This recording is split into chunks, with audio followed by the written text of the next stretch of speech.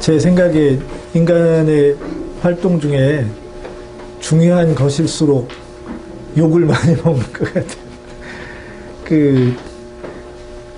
정당은 세상 어느 나라에도 다 욕을 먹어요. 마치 뭐 사랑이 인간을 구원할 수 있을까 그러면 그 문제를 둘러싸고도 뭐 서로 생각도 다를지도 모르고 뭐 하듯이 정당이 민주주의를 좋게 만들 수 있을까?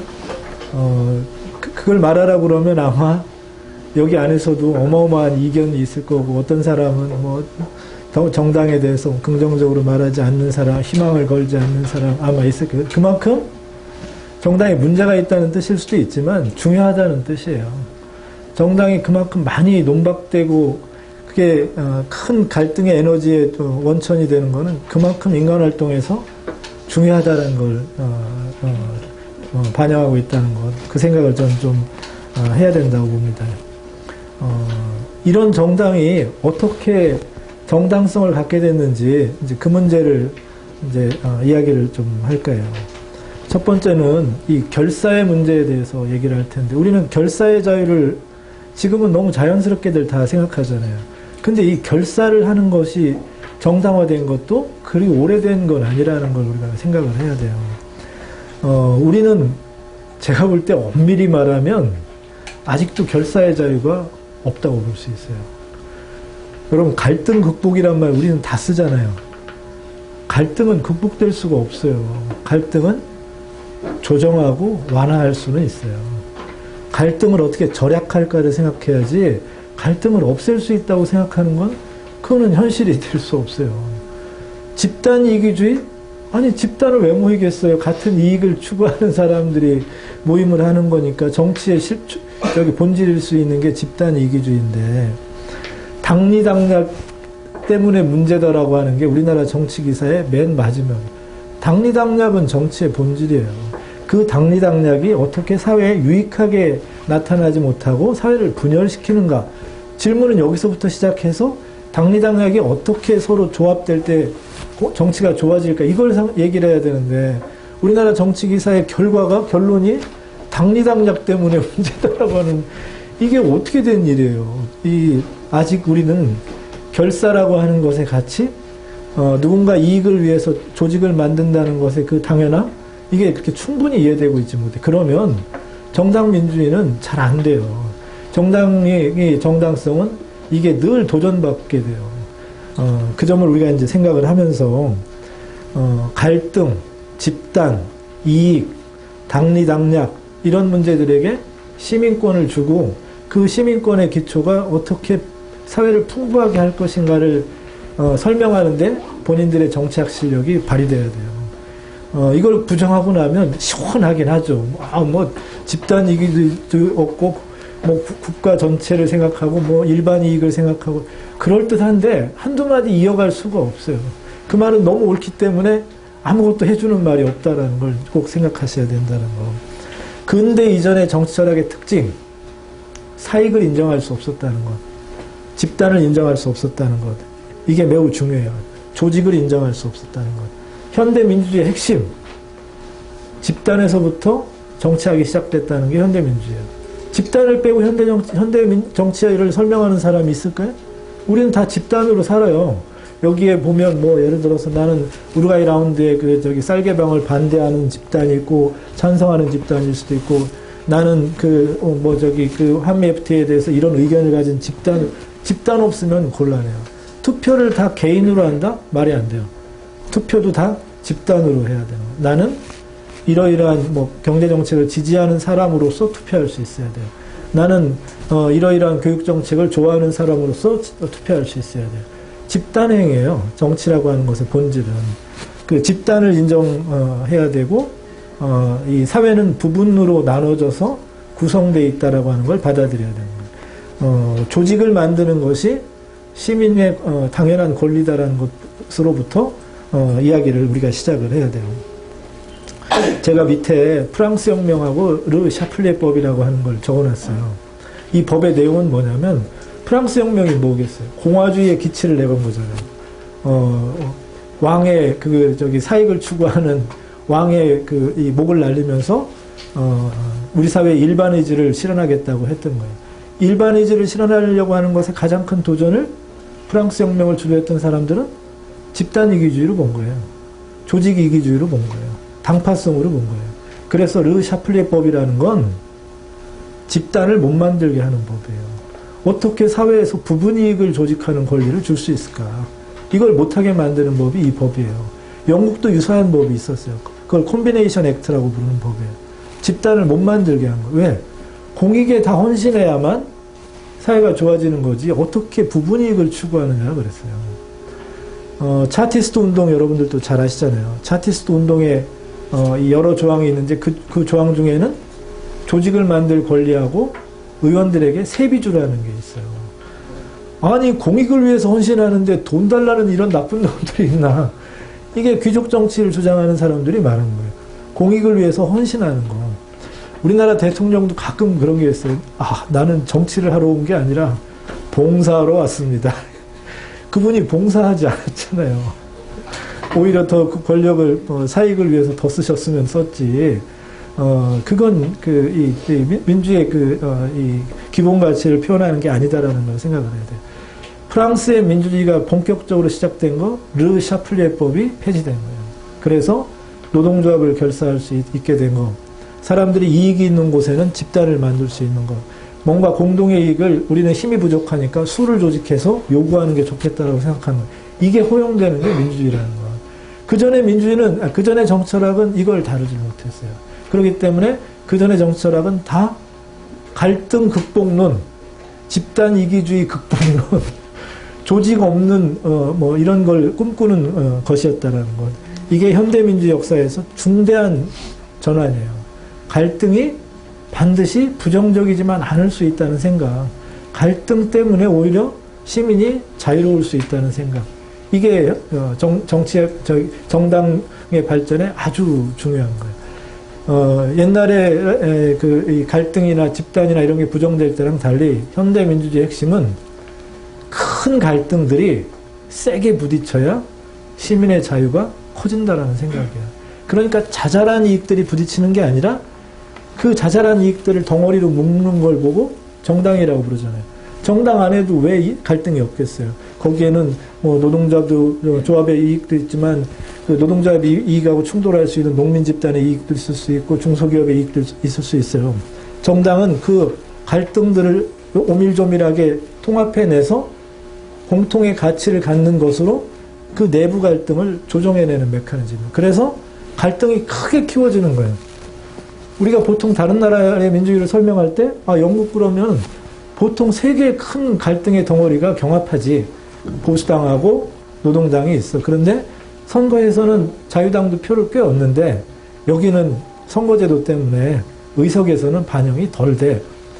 갈등의 내용이 두세 개로 정리될 수 있는 거예요. 옛날에 일본은 자민당이라고 하는 농민의 이익하고 자영업자의 이익하고 기업의 이익을 통합해내서 지지를 얻었던 자민당이 오랫동안 일당 우위 체제를 가졌지. 거기에 사회당이라고 하는 좀 진보적인 지식인들이 중심이 되고 여기에 약간의 그 노동조합 운동과 여러 시민단체들이 지원했던 이들이 사회당을 통해서 경합을 했지. 근데 어느 날 사회당은 없어져 버렸고 지금은 자민당이 둘로 쪼개져서 민주당과 자민당이 중심이 되는 체제를 갖고 있죠. 그러다 보니까 일본의 정치 갈등이 좀 좁아졌어. 좁아지니까 예전에 없던 빈곤 문제도 나오고 비정규직 문제도 터져 나오면서 일본 사회가 조금 여러 가지로 이 논란을 하고 있지. 이렇게 설명하는 게 사실 쉬운 거예요.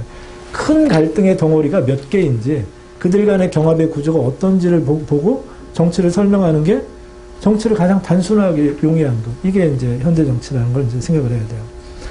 정당 없는 대의제를 우리가 한번 생각해 봐요.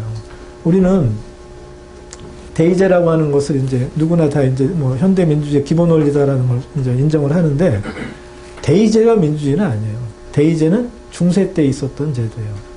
혁명이 다 뭐였어요? 프랑스 혁명이든 영국에서 수평파들의 요구든 다 뭐예요?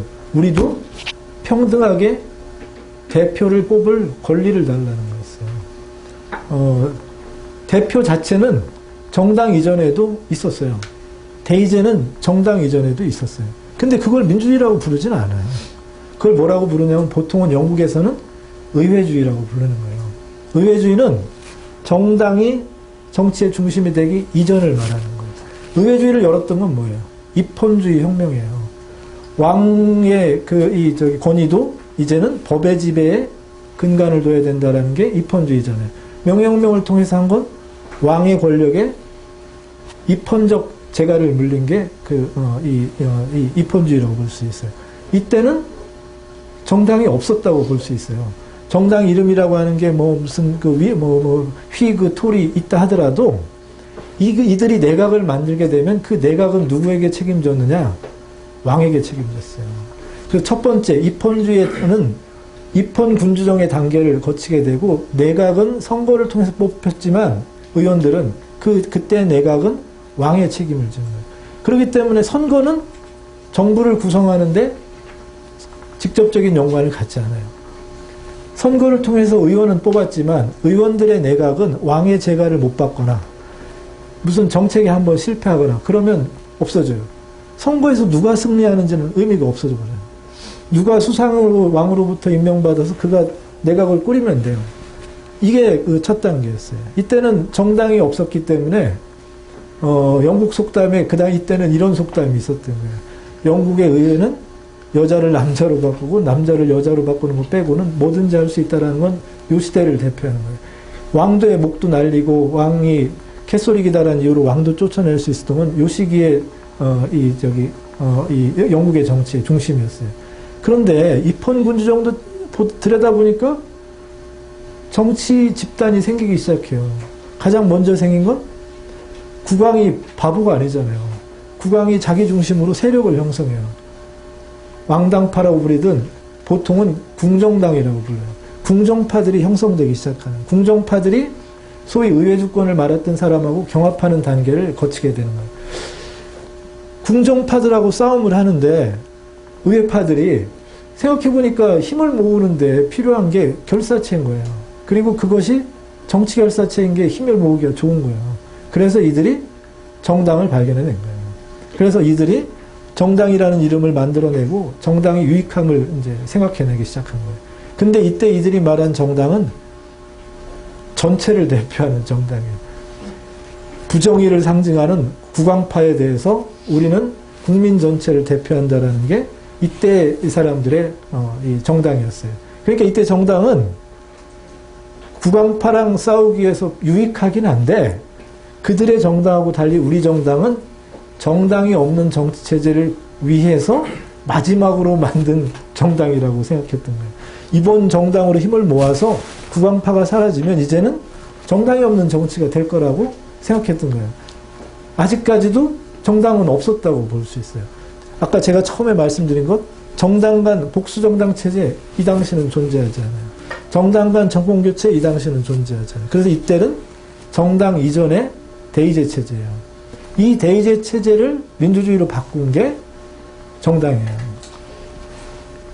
입헌민주주의라고 하는 것 안에서 내각의 책임이 왕에게 졌던 거에서 의회에도 돌리게 되고 이제는 그 의회에서 정부를 구성하는 게 왕의 재가를 받는 게 아니라면 선거에서 승리한 집단이 정부를 구성하는 거예요. 이 단계가 돼야만 선거가 정부를 뽑는 게 되는 거예요. 그전에는 선거가 정부를 뽑는 게 아니고 의원 개인을 뽑은 거예요. 그러면 의원 개인들이 왕과 협상도 거쳐서 내각을 만드는 거였는데 이 내각은 선거의 결과랑 상관없이 왕의 재가와 약간의 그 정치력 수완을 발휘하면 내각을 갖게 된 거예요.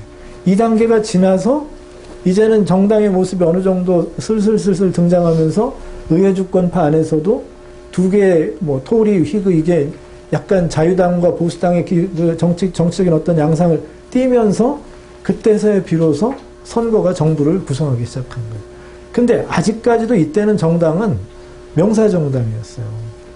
정당이 대중을 기반으로 둔 게 아니고 쉽게 생각하면 귀족과 부르주아만의 대표라고 볼 수 있는 사실은 상층 엘리트들의 사교 집단 비스름한 것이 됐던 거예요. 이게 이때는 아직도 민주주의는 아니었던 거예요. 여기에 도전한 것, 한쪽은 보통 선거를 달라는 것, 재산세를 못 내는 사람도 여성에게도 평등한 참여의 권리를 달라는 것, 앞서는 평등한 대표의 권리를 달라는 부르주아 요구가 입헌주의를 가져왔다 그러면 이제는 노동운동과 여성운동이 중심이 돼서 평등한 참여의 권리를 달라는 게 차티스트 운동으로 이제 터져나오기 시작한 거예요. 이 단계에서도 대중정당은 오지 못했어요. 대중정당은 보통 선거권하고 만나는 현상이긴 했지만 이것과 별개의 현상이다라는 걸 이해해야 돼요. 대중정당은 하층을 정치적으로 조직하는 것에 그 놀라운 유익함을 정당에서 발견한, 엄밀히 말하면 좌파들의 기여가 커요. 당파성이라는 것을 기꺼이 앞세우는 것을 통해서 이 사회는 갈등하는 이익들로 나눠져 있다는 생각을 수용했던 건 그거는 좌파들의 역할이 커요. 그래서 초기 민주주의를 이끈 정당을 보고 대중정당이라고 부르는데 이 대중정당을 만든 사람들은 대개는 좌파 정당들이에요. 그래서 유럽의 민주주의를 정의할 때 좌파로부터의 감염이라고 표현하는 게 있어요. 좌파로부터의 전염이라고 표현하는 게 있어요. 그 전에 정당들은 있었지만 그 정당들은 대중을 동원하려고 할 의사가 별로 없었어요. 왜? 본인들은 돈도 있고 농촌이나 이런 지역에서는 본인들의 어떤 독점적인 이익을 대표할 수 있는 다른 채널이 있는데 대중을 필요로 하지 않았는데 대중정당의 충격이 오면서 결국 의원을 뽑고 정부를 형성하게 되는 건 수의 힘이라고 하는 것이 이제 기본이 되게 되고 이 수의 힘을 조직하는 거에서 진보 정당들의 역할이 너무나 빨리 성장했기 때문에 그리고 나서 이들이 이 정당을 통해서 표를 늘리는 것의 속도를 보고 다른 정당들도 그걸 따라가게 되는 것. 이게 전염이라는 거예요. 그렇기 때문에 유럽에서 민주주의를 만들었던 것, 그거는 엄밀히 말하면 노동운동하고 이 진보 정당들의 역할이 커요. 여러분들은 아마도 민주주의라는 말이 아마 자연스러웠을 거라고 생각하기 쉬운데 그렇지가 않았어요. 유럽에서 민주주의가 한참 보통 선거권, 정당이 만들어지고 하는 과정에서도 철학자들 중에 누구도 민주주의를 지지하는 사람은 아무도 없었어요. 철학자들은 민주정은 할 수 없다고 생각했어요. 진보적인 사람도 민주주의는 그건 말도 안 된다고 생각했어요. 그거는 옛날 옛적에 그 아테네나 이런 데서 조그만한 아주 동질적인 도시국가에서나마 가능했고 여기에 가장 큰 문제는 선동에 취약한 체제이기 때문에 절대 민주정은 우리는 못하지 이렇게 생각을 했어요. 그 사람들이 하고자 했던 체제는 공화정이었어요. 그 다 리퍼블릭 이걸 말했지 데모크라시는 말하지 않았어요. 대표적인 사람이 루소도 있지만 제임스 메디슨이라고 미국의 헌법을 만든 미국 헌법의 아버지라고 불리는 사람이 있어요. 정치철학적으로 굉장히 중요한 사람이에요. 왜 중요하냐면 이 사람이 근대 대의제를 민주정으로 전환시키는 그 과정에 있었기 때문에. 이 사람은 이렇게 말했어요. 정당은 없앨 수 없다. 그런데 정당은 유해하긴 하다. 그래서 정당이 없앨 수는 없지만 정당이 결과적으로 가져다 줄 수 있는 유해함을 어떻게 줄일까를 우리는 고민해야 된다가 그 사람의 생각이었어요. 여전히 정당에 대해서는 비판적이었던 사람이에요. 우리는 민주정을 하려는 게 아니다. 우리는 공화정을 하려 한다. 이 사람이 두 개가 지금 제가 말씀드린 이 두 개, 정당은 없앨 수는 없지만 정당의 유의함을 어떻게든 막아야 된다. 우리는 민주정을 하려는 게 아니라 공화정을 하려고 한다. 이게 그 사람이 헌법을 만드는 중심 원리였어요. 근데 신기하게도 이 사람이 실제 헌법을 만든 다음에 실제 정치에 참여를 했어요. 그리고 나서 4대 대통령인가를 이제 하게 되는데 이 사람은 실제 정치를 해서는 자기가 한 약속을 다 어겼어요. 하나는 미국에서 최초로 정당을 만들었어요. 두 번째는 그 정당의 이름에 민주주의자를 넣었어요. 실제 입헌주의 기초를 두고 보통선거권을 남성 보통선거권이지만 그걸 미국이 최초로 이제 하게 되는데 그걸 두고 나니까 정당이 너무나 필요하다는 걸 생각하지 않을 수가 없어요. 그리고 무엇보다도 파당이 생기기 시작했어요. 첫 번째 파당, 연방이 중심이냐, 그 주가 중심이냐를 가지고 싸움이 시작이 된 거예요. 주라고 하는 분권적 가치의 기준을 둔 약간 민주파들이 모인 게 이 제퍼슨하고 제임스 매디슨이 만든 정당이에요. 그게 민주공화당이에요. 본인들은 민주주의는 못한다고 했는데 그 말을 붙이고 정당은 안 된다고 했는데 정당을 만든 최초의 사람이 된 게 제임스 매디슨이에요. 이 과정에서 이 프랑스는 어땠을까? 비슷했어요. 민주주의는 상상도 안 했어요. 공화정을 할 생각을 하고 공화정의 혁명이었지 민주혁명이라고 생각했던 건 아니에요. 근데 이상해요.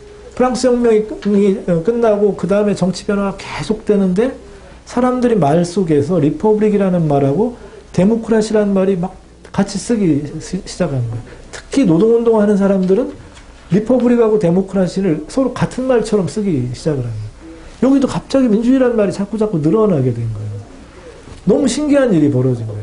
어떤 철학자도 민주주의를 지지하지는 않았는데 현실에서는 뚜벅뚜벅 민주정이 되고 어떤 정치학자도 철학자도 정당은 사회를 분열시킨다고 생각을 했는데 정치를 하는 어떤 진보파든 어떤 공화파든 다 정당을 만드는 일을 피해갈 수가 없었던 거예요. 그래서 이걸 보고 지금 저기 캠브리지 대학의 정치철학 이 교수인 존 don이라고 하는 교수가 자기 책에서 두 번째 거대한 민주주의의 수수께끼라고 불렀어요. 아무도 민주주의를 지지하지 않았는데 어떻게 민주주의가 다수의 사람들에게 의해서 동의가 됐을까? 누구도 정당이라고 하는 걸 정당화할 수 없었는데 현실에서는 정당이라고 하는 것이 뚜벅뚜벅 자기를 일을 가게 된 거예요. 도대체 이게 어떻게 가능했을까? 그 사람이 발견한 건 현실에서 그냥 민주주의라는 말이 쓰여진 빈도가 늘어나는 것만 발견했지 이걸 누가 기획했는지는 사실 아무도 발견하지 못한 거예요. 그래서 민주주의하고 정당은 신기하게도 특히 현대민주주의, 현대정당은 현실에서 만들어지고 보통 사람들이 만들어졌다는 게 저는 가장 큰 매력이라고 생각해요. 정치 철학자들의 계도에 의해서 만들어지지 않았고 수많은 정치 철학자들의 반대에도 불구하고 가난한 보통의 사람들이 일궈낸 게 저는 현대민주의 정당 중심의 민주주의와는 그 매력이 있다고 생각해요. 그러면 혹시나 상식으로 제가 두 번째 수수께끼라고 했는데 첫 번째 수수께끼는 고대 아테네 민주주의예요. 고대 아테네 민주주의 때도 정치 철학자들이 글을 많이 남겼는데 남긴 글이 민주주의를 지지한 사람의 글은 없어요. 다 민주주의를 비판한 사람들의 글만 있었던 거예요. 그게 첫 번째 수수께끼. 아니 왜 민주주의를 지지하는 사람들은 글을 남기지 않았을까? 이게 첫 번째 수수께끼라면 두 번째 수수께끼 현대 민주정에서는 기획자도 없고 철학적 뒷받침도 없는데 어떻게 현실에서 그 길이 개척될 수 있었어? 이게 두 번째 수수께끼라는 거예요. 우리는 그 답은 모르지만 그건 배운 사람들이 반대에도 불구하고 가난한 사람들이 일궈냈던 현실에서의 변화였다라는 거. 그거를 꼭 생각해야 돼요. 여기서 우리가 또 한 가지 생각해야 될 점이 있어요. 민주주의란 말이 현대에 쓰이게 됐을 때는 사람들은 고대 민주주의의 연장으로 별로 생각하지 못했다는 점을 우리가 생각을 해야 돼요. 현대 민주주의라는 말을 쓸 때 데모크라시라는 말은 좀 신기한 점이 있어요. 이게 영어권에서는 처음 만들어진 건 16세기 말이에요. 그 전에 민주주의라는 영어가 없었어요. 민주주의라는 언어가 처음 생긴 건 16세기 말에 만들어졌고 그거는 불란서어를 번역해서 처음 등장하기 시작을 했어요. 사람들은 당시에도 그 민주주의라는 말을 생각하면서 에이 그거는 옛날에나 가능했던 어떤 거라고 생각했지 현실에서 그거는 상상을 못했어요. 왜? 현대 민주주의하고 옛날 민주주의 너무 큰 차이가 있었기 때문에. 옛날 민주주의는 진짜 하나의 이론 체제예요. 여러분들도 잘 아시겠지만 보통 사람들이 참여의 의사만 있으면 행정관이 되는 것, 법관이 되는 것, 관료가 되는 것 다 지원할 수 있고 추첨을 할 수 있어요. 추첨을 하게 되면 1년간 그 역할을 할 수 있고 연임은 불가능해요. 시민이 배심원을 통해서 판관도 될 수 있고 행정가도 될 수 있고 하여튼 통치자도 될 수 있었던 게 옛날 민주주의. 그러니까 참여만 있으면 옛날 민주주의는 작동이 됐어요. 근데 옛날 민주주의는 없는 게 너무 많아요. 뭐가 없을까요? 국가가 없어요. 국가라는 말은 엄밀히 말하면 다 16세기 말에 만들어진 말이에요. 국가라고 하는 현상은 현대 민주주의랑 짝을 이루는 말이고 옛날 민주주의는 국가라는 현상이 없었어요. 관료제가 없어요. 관료를 뽑긴 뽑았는데 관료는 한 10명 정도밖에 안 됐어요. 그 10명이 했던 중요한 역할 중에 하나는 그 축제 때 돈 나눠주는 게 주 역할이었어요. 너무나 단순한 체제였어요. 그것도 다 전문 관료 중 하나도 없어요. 다 그것도 추첨을 통해서 뽑았어요. 정당 없어요. 시민사회 없어요. 사회라는 말 쓰지 않았어요. 정치하고 사회는 분리될 수 없었던 말. 시민사회라는 말은 현대어예요. 근대 민주주의가 만들어지기 직전에 나온 개념이에요. 자율적인 경제 그런 거 없어요. 다 경제는 정치의 한 부분 체제였을 뿐이에요. 옛날의 민주주의는 현대 민주주의라고 바탕이 너무 달라요. 그래서 우리가 옛날 민주주의를 현대 민주주의 그 직접 민주주의를 하겠다고 하면 일단 작동해야 한대요. 옛날 민주주의가 좋고 나쁘고를 떠나서 작동되지 않는다는 생각을 꼭 해야 돼요. 옛날 민주주의를 만약 우리가 직접 민주주의가 좋다고 생각해서 하게 되면 그게 꼭 좋지만은 않다라는 생각을 해야 돼요. 직접 민주주의의 중요한 전제는 시민이 직접 정치하려면 누군가가 생산과 재생산을 맡아줘야 돼요. 옛날 직접 민주주의가 가능할 수 있었던 건 생산은 노동자들이 감당해줬고 그들은 시민이 아니었어요. 투표 시민권도 당연히 없고 여성이 재생산을 맡아줬어요. 그들이 남성 가부장들이 그 정치 참여에 가능할 수 있는 여가를 갖도록 해준 건 노예라고 불리는 노동자들하고 여성들이 그 남성 가부장들의 여가를 만들어줬기 때문이에요. 현대민주주의에서 만약에 시민이 정치를 직접 운영할 수 있다 그러면 그 시민에게 여가를 만들어주려면 누군가는 생산의 역할을 해야 되고 누군가는 재생산의 역할을 해줘야 돼요. 아무도 그렇게 못했어요. 그리고 설령 아테네 민주주의 때도 시민이라고 해서 다 정치하지 않았어요. 민회에 참여할 권리가 있었지만 실제 참여한 사람은 6분의 1에서 7분의 1 정도밖에 안 됐어요. 중요한 건 그들만이라도 시민권을 자유시민으로서 공익에 봉사할 때 그 결과가 놀라워서 우리가 아테네 민주주의를 보고 참 대단하다고 하는 것이지 모두 참여하는 직접 민주주의라고 하는 건 현실에 존재하지 않는다는 생각을 꼭 해야 돼요. 많은 사람들이 직접 민주주의 그러면 미국의 캘리포니아도 말하지만 스위스를 많이 말해요. 스위스는 유럽에서 가장 후진국이에요. 민주주의로 따지면. 여성에게 투표권을 준 건 그리 오래되지 않았어요. 여성에게 피선거권을 준 거? 제가 알기로는 다 1970년대, 80년대 이때예요. 세비를 주지 않는 유일한 나라가 있다 그러면 스위스예요. 그럼 세비를 누구한테 받을까요? 이익집단들한테 받아요. 그 스위스가 잘 살잖아요. 잘 살기 때문에 하층 서비스 부분의 일은 본토인들이 잘 안 해요. 그건 대부분 다 이주노동자들이에요. 특히 터키 쪽에서 올라온 이슬람 쪽 사람들이 맨 바닥의 하층 그 서비스업 시장은 그러니까 맨 아래 노동시장은 그들이 감당을 해요. 아, 투표권 없어요. 의회에서는 투표권을 주자고 법안이 통과돼요. 주민투표라면 번번이 부결돼요.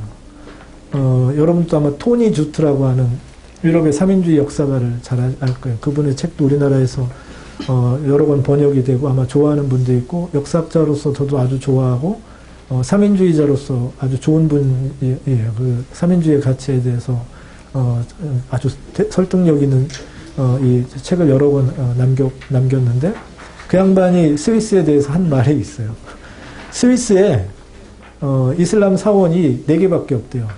근데 그 사원에 첨탑을 좀 세워달라고 좀 기독발 좀 좋게 그 첨탑을 세워달라는 요구를 번번이 주민투표에서 부결된 게 스위스예요. 스위스가 주민이 직접 참여한다는 것만으로 좋은 민주주의라고 생각하는 건 진짜 현실의 절반도 못 보는 것이 되는 거예요. 시민들의 힘이 강해지려면 조직돼야 돼요. 그냥 참여만 주고 직접 한다는 것만으로 좋아지 그렇지 않아요. 누가 이익이 가장 크겠어요? 조직된 이익들의 힘이 최고 좋아요. 누구예요? 이익 집단들이에요. 큰 이익 집단들. 그들의 입김이 지금도 영향력이 큰 거예요. 사실상 스위스는 정권 교체가 없어요. 4개의 정파가 정부를 나눠서 갔기 때문에 선거하는 게 의미가 별로 없어요. 전 세계에서 투표율 최고 낮은 나라?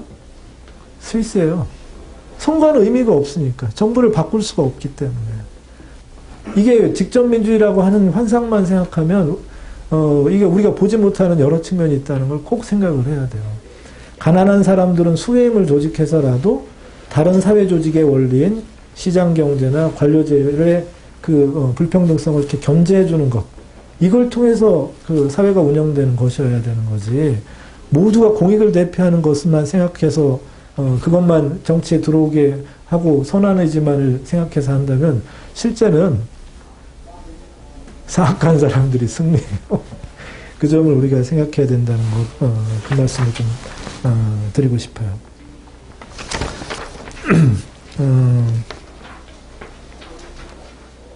대중정당의 충격까지 얘기됐고, 그러다 보니까 정당이라는 말에서 온 게, 우리는 정당 그러면 아까도 말씀드린 당리, 당략, 사회를 분열시킨다. 정당에 관련된 언어는 다 그렇잖아요. 근데 정당 중심의 민주주의가 자리 잡았을 때 정당이라는 이 유럽의 선진국에서의 정당이라고 하는 어원은 분열의 뜻을 갖지 않게 됐어요. 제가 5페이지 맨 밑에 말한 것처럼 정당이라고 하는 것의 어원은 이제는 participation, partnership 이런 것과 어원을 같이 하게 돼요. 이게 되게 중요해요. 왜 부분을 대표하는데 사회 전체는 협치든 요즘 좋아하는 말들로서 어떤 협의의 기반이 늘어나고 협력의 기반이 늘어나는가. 이게 현대 민주주의에서 이 다원주의가 갖는 최고의 매력이에요. 이상하게도 부분이 튼튼해야 전체도 튼튼한 거지. 부분을 빼고 모두 전체를만 말하라 그러면 공허하거나 폭력이 더 많다는 걸 꼭 생각해야 된다는 거예요. 부분들 사이의 견제가 정치를 전쟁으로 이끌지 않는다는 거. 제가 지난 시간에도 말씀드렸잖아요. 정당 간의 경쟁은 전쟁이 되지 않는다고. 그건 차이가 나기 때문에. 차이를 조직한 게 정당 정치이기 때문에. 하나의 원리를 통해 지배되는 정당 안에서는 전쟁이 될 수 있어요. 공천권을 둘러싼 거는 전쟁이 될 수 있어요.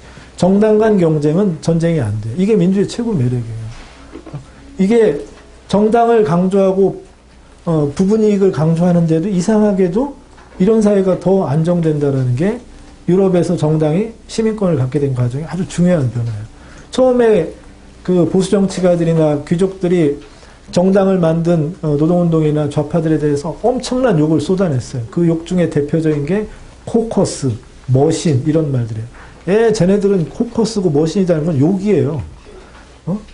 공익을 위해서 봉사하려는 사람들을 모은 게 아니라 저기 뭐 기계들처럼 저렇게 조직해가지고 지들 이익을 추구한다네. 이게 욕으로 쓰였는데 더 이상 정당에게는 그런 욕이 영어의 어원 자체에서는 사라졌어요. 우리도 정당이라는 어원에서 이제는 이게 부분이 분열되는 이런 쪽의 어원이 아니라 정당이 튼튼해야 전체도 튼튼하고 사회도 평화롭고 약자들의 이익도 더 사회에 튼튼하게 통합된다는 것을 받아들일 때쯤 아마도 정당 중심의 민주주의는 안정될 거라고.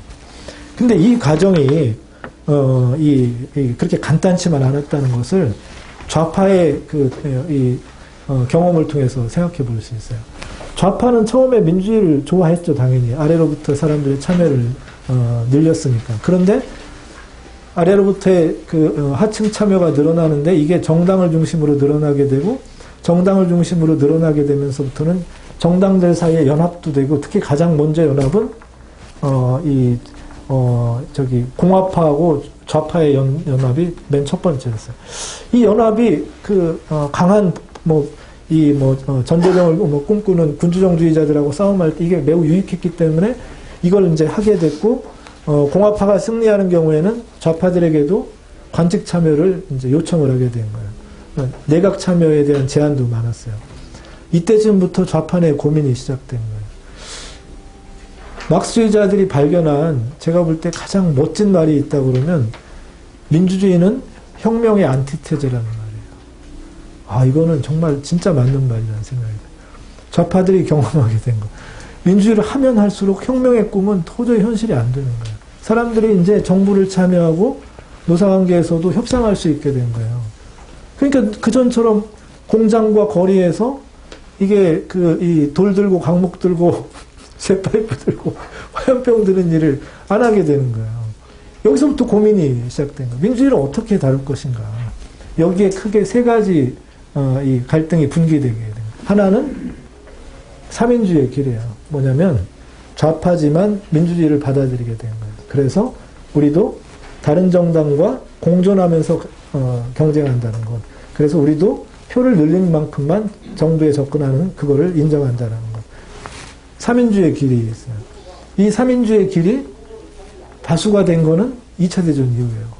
그 전까지는 더 강했던 거는 볼세비즘의 길하고 보통 공산당이라고 불리는 유럽 내 정치적 지향은 대충 여기 있죠. 여기는 민주주의는 혁명을 위해서 전술적으로는 활용하지만 민주주의 자체는 지금처럼 대의제를 하거나 정당 중심에 하게 되면 저거는 부르주아 민주주의이기 때문에 우리는 궁극적으로는 그 의회제도 폐지하고 정당도 폐지하고 프롤레타리아 독재를 해서 더 좋은 이 민주주의를 하겠다는 거.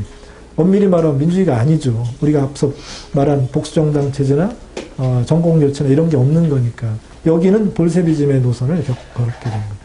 또 한 가지 강력한 노선이 있어요. 그거는 생디칼리즘이에요. 유럽의 생디칼리즘이 강한 전통인 건 라틴 쪽이에요. 남유럽이 여전히 그게 아직도 강해요. 이 세 가지 노선이 정당 민주주의가 만들어지는데 서로 경합을 했던 거예요. 전강기라고 불리는 시절은 민주주의의 아주 폭발적인 전환기예요. 전강기 때 유럽의 대부분의 나라들이 민주화를 해요. 이때 민주주의 노선에서 좌파는 세 가지 사이에 아주 첨예한 갈등을 겪게 된 거예요. 하나는 무슨 놈의 정당이냐, 운동이 중심이다라는 거하고 선거도 이용하고 의회제도 이용한다. 다만 나중에는 궁극적으로 폐지해버린다. 여기하고 선거와 의회를 인정해야 된다. 점진주의를 받아들여야 된다. 이 세 가지 노선의 차이에서 아직은 삼인주의 노선이 다수가 되지 않았던 거예요. 민주적 좌파 노선은 아직 이때는 다수가 되지 않았어요. 그래서 유일하게 다수가 됐던 데는 영국하고 스웨덴, 유럽에서는 거기밖에 없어요. 나머지는 그렇기 때문에 혹독하게 파시즘의 경험을 겪게 되는 거예요. 유럽의 파시즘이요. 뭐 사람들이 생각할 땐 독일만 강했을 것 같죠. 프랑스 엄청 강했습니다. 영국도 파시즘이 엄청 강했습니다. 생디칼리즘 어디나 다 강했습니다. 우리도 강합니다. 우리도 운동이지 왜 정당이냐 이걸 유럽의 언어로 말하면 생디칼리즘이에요. 우리도 강해요. 아직도. 정당이 시민적 열정을 조직하는 가장 중요한 기구이고 운동은 참여의 내용을 풍부하게 하는 거다라는 인식의 전환은 아직도 우리는 다수가 아니에요. 아직도 정당과 운동은 어떤 경쟁적인 모처럼 생각하고 운동을 통해서 정치체제를 운영할 수 있지 않을까 하는 민주주의 관이 아직도 우리에게는 강해요. 유럽은 요 세 가지 관의 경합에서 전강기의 고통을 겪고 나서 2차 대전 이후가 돼서 정당 중심의 민주주의관을 좌파가 받아들이게 된 거예요. 그리고 좌파가 받아들이게 되면서 우리가 알고 있는 민주주의의 전성기가 열리게 된 거예요. 유럽의 민주주의 전성기는 그래서 50년대하고 60년대 요 때가 되게 되는 거예요. 이것도 스무스하진 않았어요. 파시즘의 경험하고 2차 대전의 그 희생을 겪고 나서야만이 정당 중심의 뜨뜻미지근한 민주주의에서 사람들이 만족을 하기 시작했다라는 거. 이게 오늘날의 민주주의예요. 그렇기 때문에 민주주의가 정당 중심의 민주주의가 다수의 어떤 지지를 받게 되고 안정된 건 길게 잡아야 60년밖에 되지 않았다. 그리고 그거는 여전히 늘 도전받는다는 거.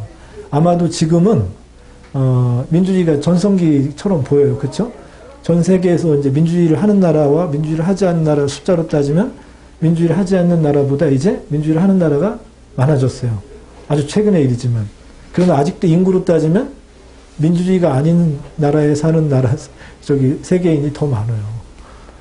중국 때문에. 그래서 아직도 민주주의는 숫자로, 시민의 숫자로는 다수는 아니에요.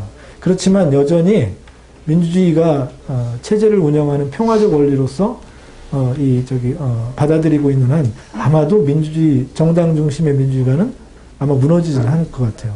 그런데 어느 날 이런 방법으로는 못하겠다. 하게 되면 현대 민주주의도 저는 무너질 수 있다고 생각해요. 왜냐하면 인간의 역사를 뒤를 쭉 돌아보니까 민주주의의 시간은 정말 짧아요. 민주주의가 아닌 시간이 인간에게 훨씬 더 길어요. 민주주의를 지키는 거 이거 저는 간단치 않다고 봐요. 민주주의 당연하게 생각하지만 전강기만 해도 민주주의자들보다 전체주의적인 열망을 가졌던 사람들 사회 전체를 대표하고자 하고 뭐 일반의지를 대표하고자 하는 정치관이 더 셌어요. 앞으로도 정당 중심의 민주주의관이 계속 다수가 될지는 그거는 알 수 없어요. 당분간은 민주주의에 대해서 경쟁적인 정치관은 없기 때문에 그 시간 동안은 아마도 현재 민주주의가 전복되는 일은 많지는 않을 것 같아요. 하지만 그게 얼마나 길지는 아무도 모른다는 것.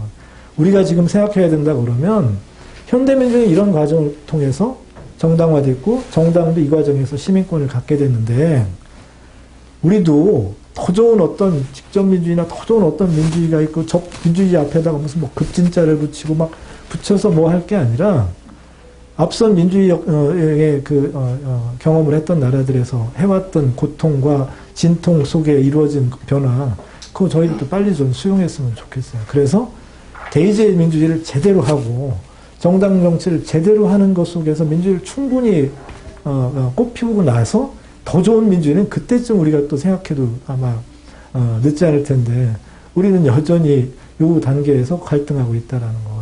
정당 중심의 민주주의관이 들어오면 전 체제도 안정될 수 있고 시장 경제가 갖고 있는 불평등한 효과도 좀 견제할 수 있고 또 시민의 권능도 좀 커질 수 있지 않을까 이런 생각으로 오늘은 민주주의에서 정당이 어떻게 자리 잡게 됐는지 그 원리하고 역사를 살펴보는 시간을 가졌습니다. 제 강의는 여기까지입니다.